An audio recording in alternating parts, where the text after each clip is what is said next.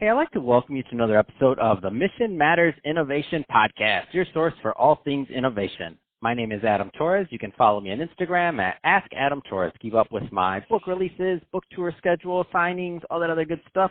Always love to connect with you there.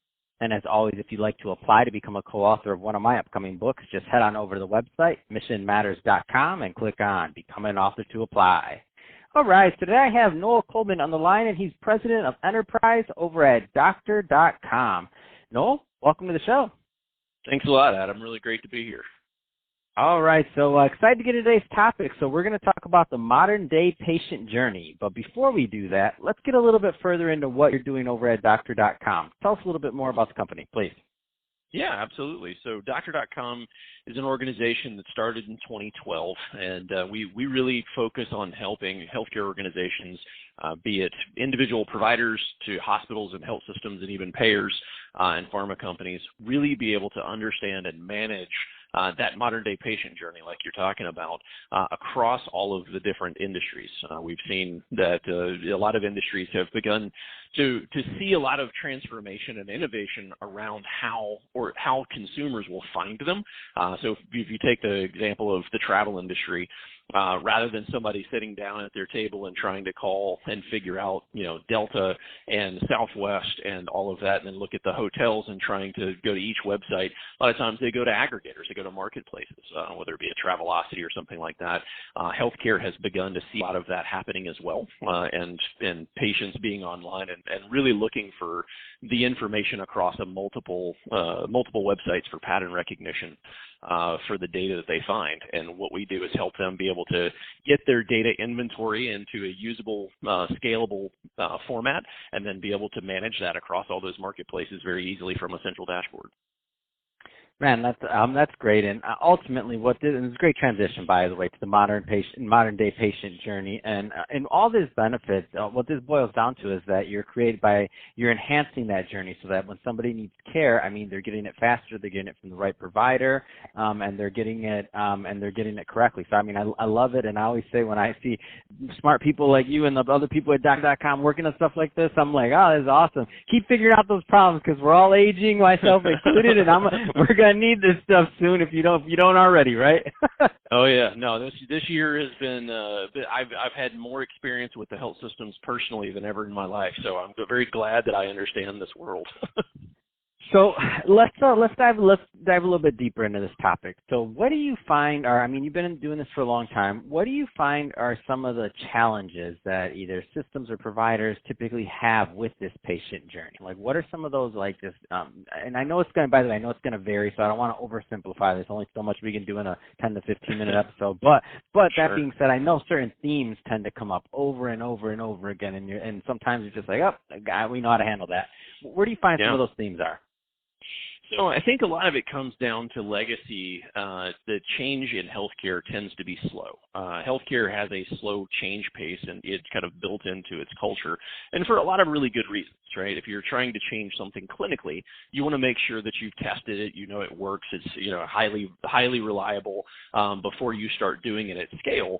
But the problem when it comes to how you run the organization from an innovation perspective or from a marketing perspective is that marketing and innovation needs to move much, much faster, and it needs to be a lot more agile. And so whereas the business model for healthcare really used to be that if you had the primary care doctors and you had a relationship with them, you had locked down the referral patterns. And really, the marketing was kind of a fluffy brand image sort of thing. It wasn't highly competitive. You didn't have the ability to sway patient opinion. Consumerism wasn't really how people found doctors. They just kind of did what they were told. And obviously, as in today's world, we are really, say what you will about America, but we know how to shop. And we are very opinionated about where we want to go and controlling that experience. And we've gotten to the place where now in every other section of our life, we experience that power.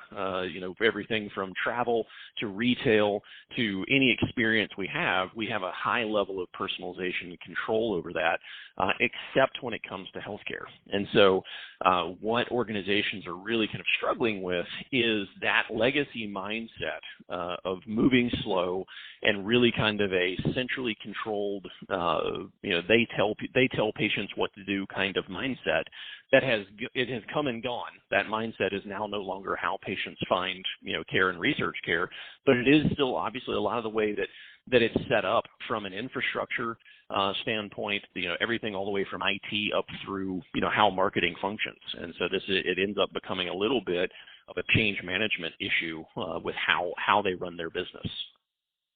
So a lot of business owners, entrepreneurs, executives listening. A lot of people in the healthcare system. There's some decision makers listening. All that being said, what are typically the right type of fit to work with Doctor.com? Like, what's normally a good niche in terms of providers or otherwise? So there's from a perspective of who's a good fit for Doctor.com, really is going to focus on organizations that are beginning to take steps or have already begun taking steps towards digital transformation in how they market, in how they go about patient acquisition and managing that full life cycle for a patient.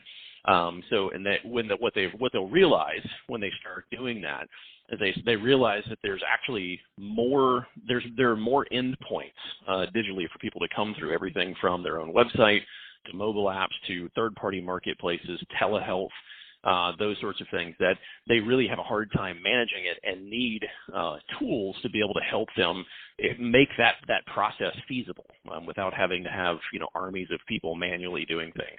So it's really going to come down to organizations that are beginning to make that digital transformation, but have not found a scalable way of dealing with it. That generally is one of the best places for us to work. That's awesome.